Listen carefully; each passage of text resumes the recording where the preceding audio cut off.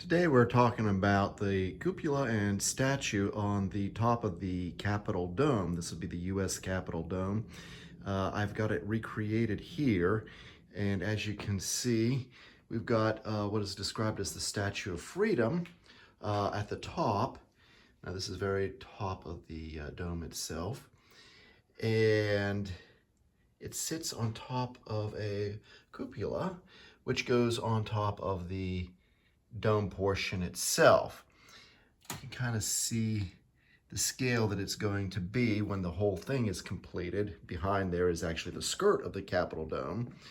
And the interesting thing about this is I've got it designed as basically a half of dome. It's split in two, so you can see the interior structure. So I'm going to go ahead and turn it around here. And you can see that we've got the iron framework for the cupola, just like we're going to have for the entire dome itself. Now this is based off engineering drawings done by the designer of the dome when it was added to the Capitol building in the 1800s. And as you can see, it is fairly accurate to the actual structure, but it also has to be structural to hold the Lego piece itself. And even the statue is kind of cut in half there. Now, one of the things that one of the challenges was that we have a half circle here. And how do you keep a half circle stable? That is done by concentric rings using hinge pieces, interlocking hinge pieces. And you can see one of the rings along the exterior here, put together with hinge pieces. And then you've got another one on the interior here that you see made out of the black. And then here's a third one right here. Now, in order to have these rings stabilized, they need to be connected together.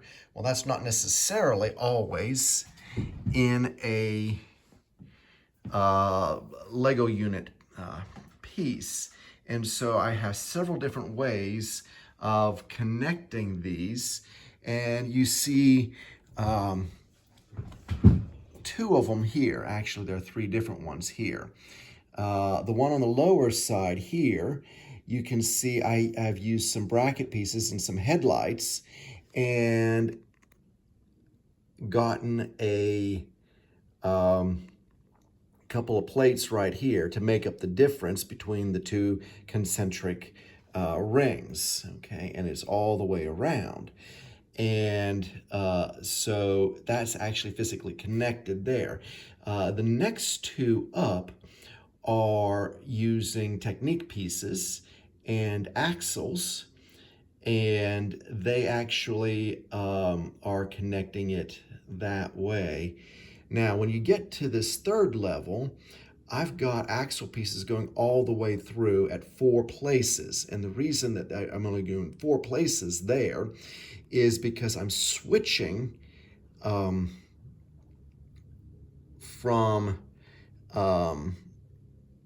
one size of ring to a different size ring. And that's because what was basically 36 columns, they're not shown here, but basically at 10 degrees forming the entire 360-degree piece around the perimeter, switches in the cupola to only 12. And so we have to change that pattern. And in order to do that, I also had to create the windows of the dome. And what we've got is several transition hinge pieces where the two only align every third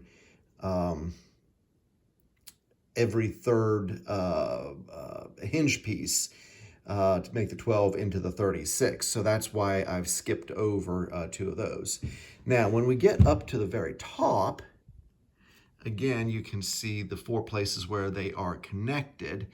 And at the very top, we have a very tight hinge piece. So we actually had to turn them perpendicular, but it still works. And this is about the tightest that you can get with 12 pieces. Well, half of 12 pieces, 6.